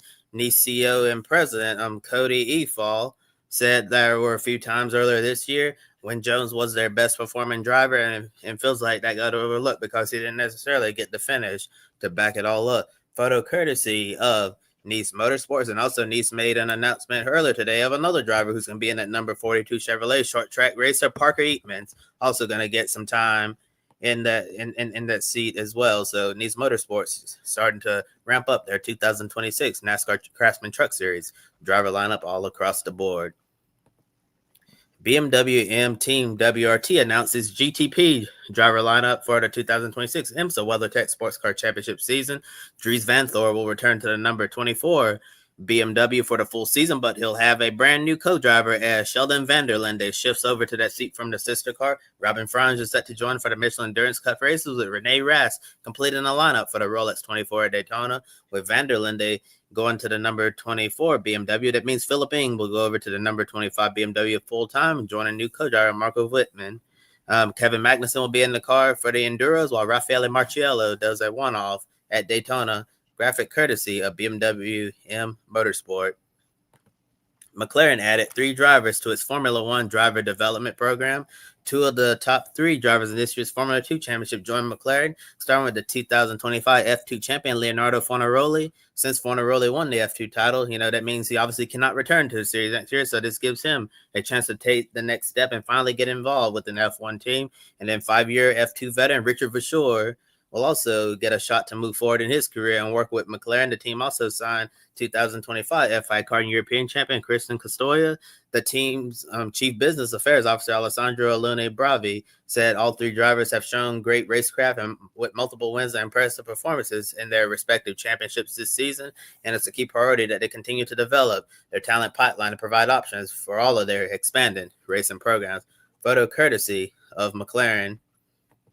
Stingray Robb is going to return to Junko's Hollinger Racing next year in the NTT IndyCar Series, and it is now complete. Their driver lineup for the 2026 IndyCar season, as Rinus VeeKay was recently announced to this organization. So it'll be Stingray Rob and Renus VK, leading the team forward in the future. And in a statement, Stingray Rob said that, this season, 2025, was massive for him, and that he was embracing it fully. He said it was the first opportunity to run with the same team for a second season, and he's ready towards next year. And with Rob and VK making up the driver lineup at Juncos Hollinger Racing, it means that Connor Daly is out of a ride, and we'll have to see if Connor has a shot at getting that one seat available at Dale Coyne Racing.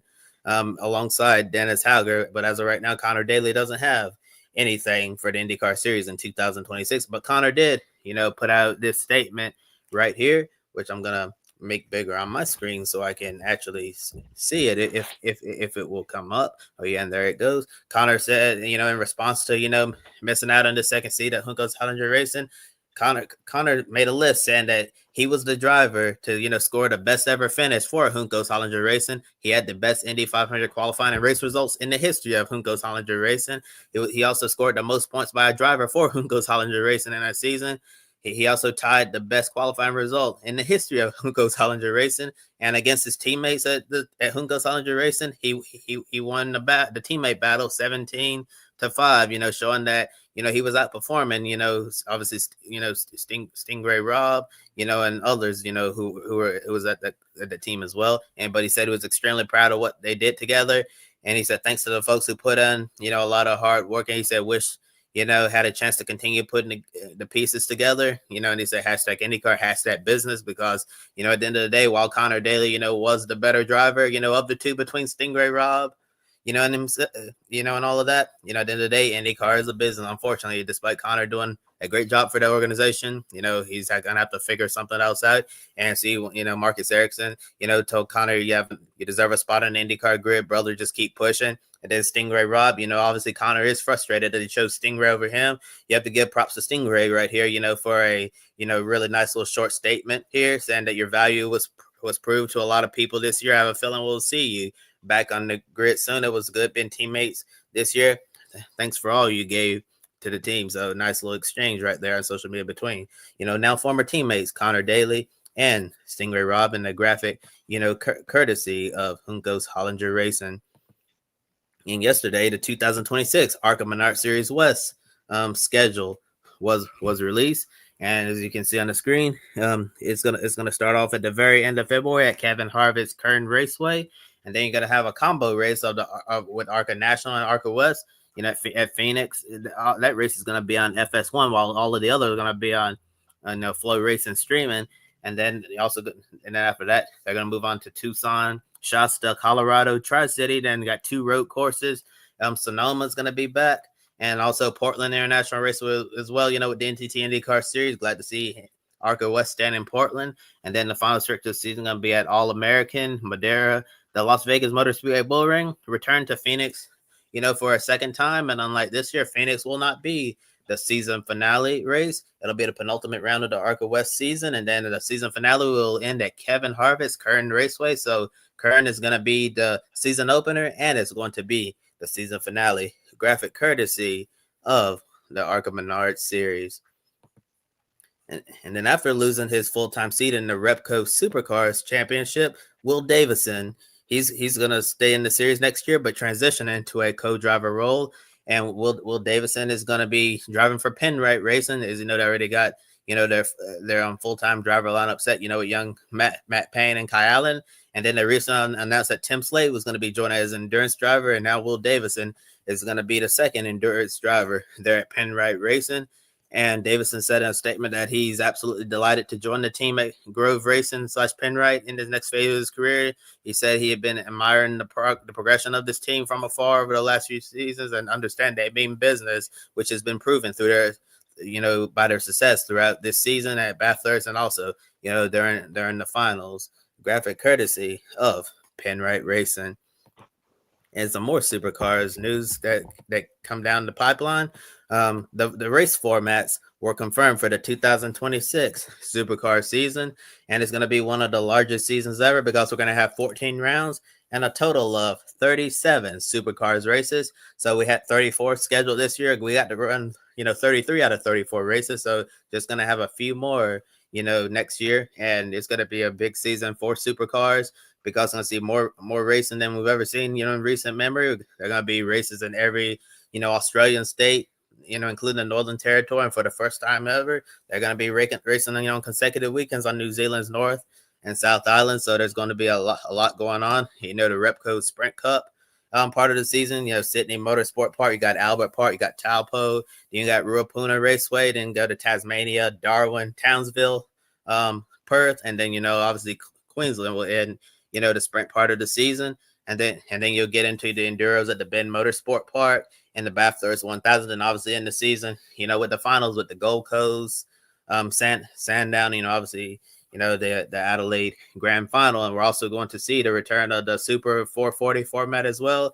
And that's going to consist of two 120-kilometer races on the Saturday and one 200-kilometer race on the Sunday. And in the Super 440 format, we're going to see that Taupo, Ruapuna, Tasmania, Perth, and Queensland as well.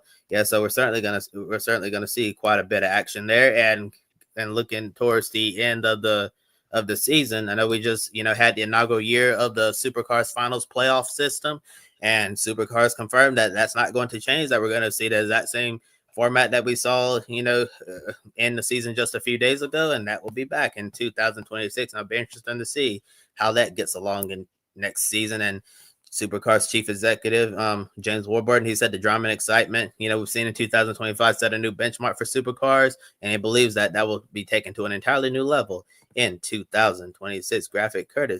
Photo courtesy of Supercars. And last but not least, Mercedes announced their driver lineup for the Rolex 24 at Daytona and Winwood Racing. They're going to be fielding two Mercedes AMG GT3 cars in next month's Rolex 24. They're going to be fielding one in GTD Pro and one in GTD, but starting with the GTD Pro entry from Winwood to number 48, they're going to have Jason Hart, Maxime Martin, Scott Noble, and Lucas Stoltz in that car. And then the traditional number 57 Mercedes and GTD that we've gotten used to, we're going to see the same protagonists in the car: Russell Ward, Philip Ellis, Andy Dunch, and also Lucas Auer as well. And then we're also going to see another GTD Pro Mercedes. Is going to be the number 69 Bartom Bros with Get Speed operation with Anthony Bartom, Maxi Goetz, Jules Gounon, and Fabian Schuler, completing that lineup. And also we're going to see Kenny Habul 75 Express team coming, as well as we're going to see an almost all Aussie driver lineup, because we're going to see obviously Kenny Habul, the 2025 Supercars champion Chaz Mostert's also going to be at Daytona, then making his IMSA debut. Finally, we're going to see IndyCar driver Will Power in that lineup, and then the only non-Aussie in that car is going to be Germany's Maru Engel. And then the final car we're going to see is from Lone Star Racing, the number 80 Mercedes. It's going to be Scott Andrews, Ralph Aaron, Lynn Houdinius, and also James Rowe, a name that I'm sure a lot of you recognize from the NTT. Well, not the NTT IndyCar series, but the Indy Next series. He used to race in that series as well. And the photo you see on your screen, courtesy of Mercedes. And that's all of the headlines I have for you all this week on this marathon of a show. So I'm going to turn over to Matt for Pick a Winner and some big news surrounding Pick a Winner. Yeah, one final headline for you. And we have to congratulate the 2025 Pick a Winner champion. It is Mr. Matt B. He has taken the title yet again. There is one more point, of course, to pick from, which I'm sure me and Josh are going to delve deeply into in a moment when we get to Hots and Knots, which is the Abu Dhabi Grand Prix this weekend, the title decider for Formula One for all the marbles. There is how the point standings finish up for the year, minus the one more point available this weekend. Myself and Kobe gave him a run, but and Tanner to that degree as well, who's finishing fourth position. Whereas Josh, he is ninth, just above Kiska, the Grid Network dog, who gets a top 10 finish. So that is one World Championship point for Kiska the dog. Let's delve then into the Abu Dhabi Grand Prix Pick a Winner point, and you can get your pick in. We're using the hashtag Pick a Winner across the Grid Network Grid Network TV social media channels and the comments section here. And if we're doing a weekend preview show, then you can get it in there as well. I'm going to talk about what I think is going to happen in the race in a moment, but my winner of the Grand Prix on Sunday is Max Verstappen. Kobe? Well, I'm going to do an early race and championship pick. I think Max Verstappen is going to win the Abu Dhabi Grand Prix, And given what we've seen from McLaren, I know I've already talked about it on Grid Live wrap up. Don't need to go too deep into that again. I think that Max is going to win the Grand Prix, and I think he's also going to win the championship as well, because I think McLaren is going to completely fall on their face and lose it in this final round. Who you got, Josh? I don't know. I don't know. I've been wanting to go down to the final all year, and that's it. I'm like, I don't know what to say. Well, there's two things. Well, no, I'll argue 3 points, but we haven't got time. So they all have 7 victories. They all deserve the title. But let's face it, it's either going to be Lando or Max. So I'm going with Max to win the Grand Prix, but Lando to win the championship. I'll expand on my. Wrong, by the way. It could be. I'll expand on my point in a moment. So that's the 2025 pick a winner taken care of. 2026 pick a winner begins this weekend. It's still 2025, but it is the opening round of the Formula E season this coming weekend. So that means the 2026 pick a winner begins this weekend. And we've had a little slight tweak of the rules. You have to get your pick in using the hashtag on social media, and make sure you're following the Grid Network TV channels across all of the many things: Facebook, X, Instagram, Blue Sky, all the other places. You will get a point for a correct guess, as per normal. 1 point for the first correct guess. If you're outside the top 10 in the standings, you will get a bonus point. So I'm not sure how that's going to work this weekend, Joe, because we've got no one in the top 10 to give a bonus point to, but that will all become apparent as the season goes on. 2 points if you're outside the top 20 in the championship, 3 points if you're outside the top 30, 4 points outside the top 30, and so on and so forth. So if you're new to the game, you will get bonuses throughout the season, or new to a correct guess, let's say, more to the point, throughout the season. You will get a little Brucey bonus at the beginning of the season. And as I mentioned, it starts this weekend in Brazil at Sao Paulo on the streets. I get the first pick of the 2026 pick a winner standings. That's interesting. That's good, cool, isn't it? I am going to go with Antonio Felix da Costa. There is my pick. He's in a new team for the season. He's my pick for the race, which, don't forget, is on Saturday. Kobe? Yeah, that would be quite a headline. Antonio Felix da Costa wins on debut with Jaguar. That would be really cool to see. I admittedly, I wasn't able to follow, Formula E preseason testing as closely as, I'd like. So I don't really know what the pecking order looks like. I'm just going to make a pick now and maybe change it depending on what happens during the qualifying sessions. But give me the defending champion, Oliver Rowland, to start off 2026. You got Josh. I was going to say Ollie Rowland as well, and I think he's the safety pick, isn't he, for Formula E? But I'm going to go on a wild limb, and I'm going to say Dan Ticktum will win. And I might stick with that, judging by preseason testing. He's a lot more focused this year, and he's done a wonderful interview with our colleagues over on Formula E Zone that you'll hear over the weekend as well. And he really has sort of dialed in. He's got a good head on him this year. So I think Dan Ticktum might be up there. As I said, that race is Saturday, 5, according to my app, which I'm looking at here, and Josh, you can confirm this, it's 5 o'clock UK time race start, which means it's 12 o'clock Eastern for everyone in the States. So you may need to get your pick in before 12 o'clock Eastern, 5 o'clock UK, which is 6 o'clock Central European, on Saturday afternoon / evening for the first pick a winner point available for 2026 in Grid Network TV's Pick a Winner competition.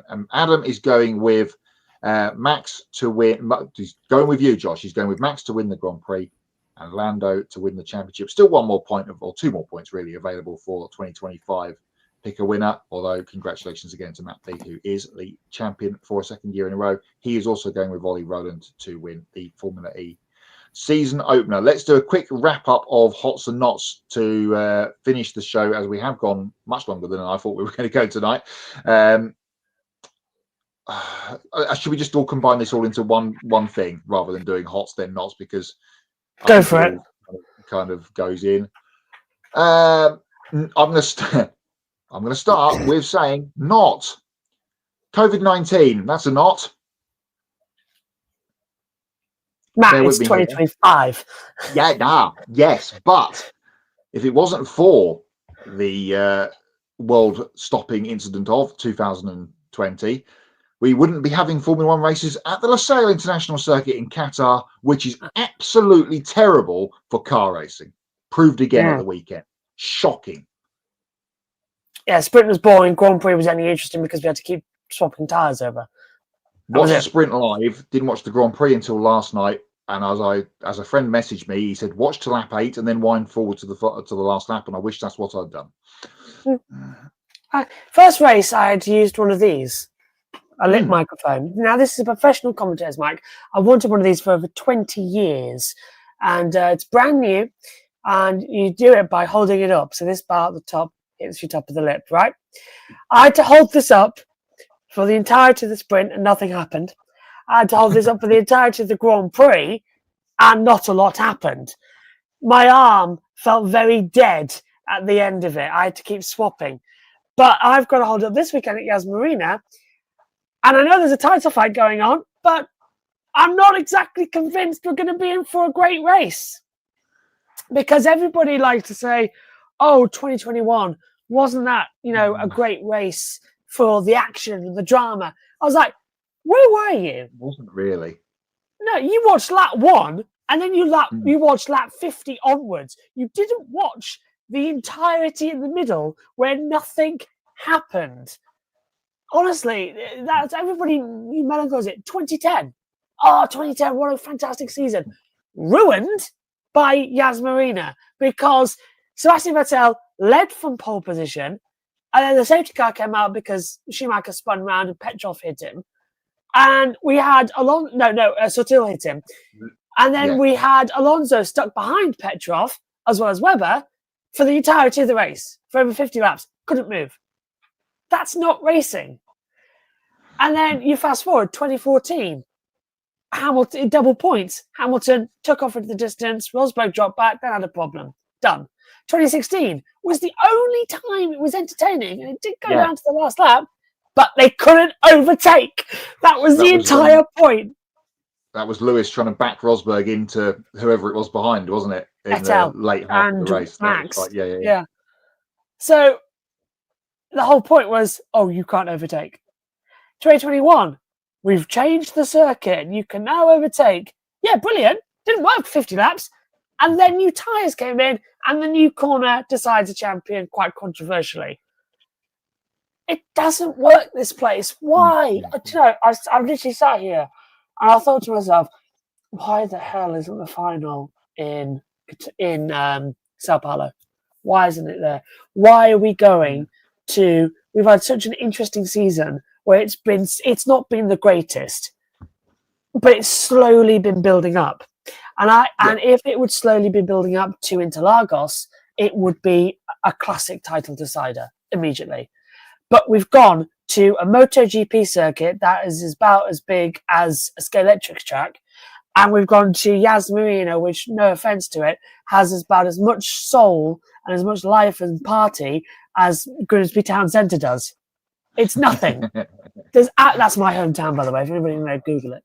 But it is absolutely dead for Formula One. It shouldn't be the finale. Sao Paulo, Interlagos, that should be the finale. And I'm sincerely thinking this great season is going to be ruined by these two horrific tracks. And I'm fed up with it. I'm fed up with the Middle East having the start and the end of the season because it just shouldn't have it. It's got the worst tracks to have it at. Bahrain is good. Bahrain's the best of the bunch. Bahrain is the best of the bunch. Saudi very quickly fell off with how good it was. And Qatar doesn't work. Yeah, just get rid. Yeah. And this is how the race... to add in, everybody's saying, oh, well, maybe they've got a point having street circuits. You can't overtake. This is a MotoGP track. When these circuits were designed, when the United Arab Emirates first got, and in the Gulf State, when they first got racing in 2004, the deal was Bahrain had F1 and a purpose-built F1 track. Qatar and Losail had MotoGP and a bespoke track. Don't overswap them. And World Superbike's been there once, I think, maybe twice. Gintley won his championship. The cameras broke. But yeah, they've kind of stayed away. Quickly before I go into my spiel, Adam says hot Austin Cindric and Jesse Lovely in Adelaide. Hopefully more to come in the future, and the Aussie Racing Cars season finale lap 1. I started watching that, Adam, and I stopped myself because I don't want to get too far ahead in the championship because I'm still in June. Right, this is what's going to happen on Sunday in the Grand Prix. If you've seen the movie, that all comes to a head, of course, at Abu Dhabi. That's in the first corner of the track at the end, and that's coming, of course. What happened last year? What happened last year, by the way? Last year, yes, there was contact and whatnot. But forget that. This is what's going to happen at the weekend, right? Verstappen's going to be on pole, and he's going to do a Vettel, and he's going to go off into the distance, and he's going to be chased by probably Russell. And on the last lap of the championship, or coming towards the last, those few laps and all the stuff's building, Piastri's going to be third, and Lando's going to be fourth. Oscar, can you move over, please, and let Lando through so we can win the championship? Plunk. There goes the radio. Lando's going to throw one down the inside. Oscar's going to turn in. They're both going to end up in the barrier. Max is going to win the race and the championship. Oh, God, that's going to happen, isn't it? They're going to end up in the harbour down the bottom there at the fast left, where it used to be a proper overtaking spot before they changed it and thought there was going to be an overtaking corner. Yeah, and that's what's going to happen. And Max, who isn't that bothered about winning another championship, is going to win another championship. I'm going to say something that I hope you might agree with. The only entertaining race we've ever had at Yas Marina was 2012. Yeah. That's it. Yeah. Proves it can do it, but that's the only one that sticks out in my memory. And I think I'm done, but a quick hot to finish. Sebastian Ogier 9 times a World Rally Champion, and he did it apart. It's just bonkers, isn't it? Bonkers. Well, we've got to an hour and 45 and it's 12:30, so the UK lot need to go to bed. Well, unless you're staying up to watch the cricket, which starts in 3 hours' time. Yeah, no, I'm not going to, but I will get up and put it on. Hello to Ben. Good evening to you. Says if that happens, which is what I think is what's going off, Matt said, and assuming there's no contact, Lando is the least deserving. I'll be nice and won't say most undeserving champion. Least deserving. He's won 7 races, Ben. How can be the least? Okay. We're an hour and 47 minutes into it. I won't go anymore. Yeah, I can't. I'm probably not allowed to say. I'm trying to remain as unbiased as possible coming into this weekend because otherwise, doing the commentary, someone's going to say, but you're British, you're biased against Lando. You're not doing the Aussies, you're just like them. You know what Max doing is happening. I was like, shut up. Just watch the bloody racing. Come on. It's going to be such a good thing. I literally just want to send it on record now. I don't care. I do not care who wins this title. I don't care if it's Lando, Oscar, or Max, because Oscar deserves it because he led the championship 15 races and he's won FRECA, he's won Euro Formula, he's won F3 and he's won F2 and now he can win F1. That's why he deserves it. Lando deserves it because he's won F2. Sorry, he won. He's won 7 races this year. He's won Monaco. He won Silverstone. He did an amazing couple of drives in the wet, and he's been really strong this year. Max deserves it because no one has ever overturned 100 points, and he is now within 10, and he is on his own taken that car to catastrophic levels. So they all deserve it. So I really don't care. Do you know what this is? It's not 2007. It's 1986. That's what it is. Colossally, that's Piastri. I hate Max as much as the next guy, but McLaren does not deserve anything after this collapse. And Ben has been on the back of McLaren, and they were shocking at the weekend, and we have run out of time. Yeah, well, I'm not here next week, so because I'm on holiday. So I will be back in 2 weeks' time, but I will before we leave. We've only got 2 more grid tonights of the year left, so. Holidays, all of us, we need it. But I will record my thoughts on the race from a nice peak in Wales, up a mountain somewhere. I'll record and send it over. But yeah, thanks, Matt. Thanks, Kobe. Thanks, Tanner. Taking a look at our upcoming schedule, Sunday Grid Live wrap-up. That's at noon Eastern. And it is to recap the 2025 Formula One season finale at Abu Dhabi. And that's our final race of this year's grid ranking. Please do continue to subscribe to our YouTube channel. Thank you very much for helping us reach 1,700 subscribers. We're now inching closer to our next milestone of 2,000 subscribers. You can hit the bell icon to get notifications so you'll always know when we go on the air, and follow all of our social media platforms and visit gridnetworktv.com. You can take 5 minutes to invest in the Grid Network through Patreon. You can join Colin, Mark, Michelle, Robin, David, Matthew, and Crystal, who invest each month in the Grid Network, and we encourage you to join these fine folks who keep us on the air. And once we hit $500 per month, we can afford to send our team to the track more often and continue growing our media element. All that is in the video description below. And if you want to make a one-time donation, click on the Buy Me a Coffee link, get your name on the board, and invest as much as you want. Consider buying a specific on-air personality cup of coffee, and they will thank you on the air. For Kobe Lambeth, Matt White from the Grid Endurance Performance Index, and Tanner Smith from Pit Bottle Press, I'm Joshua Birch from JB Motorsports. Thank you very much for watching. We'll see you next time. Goodbye.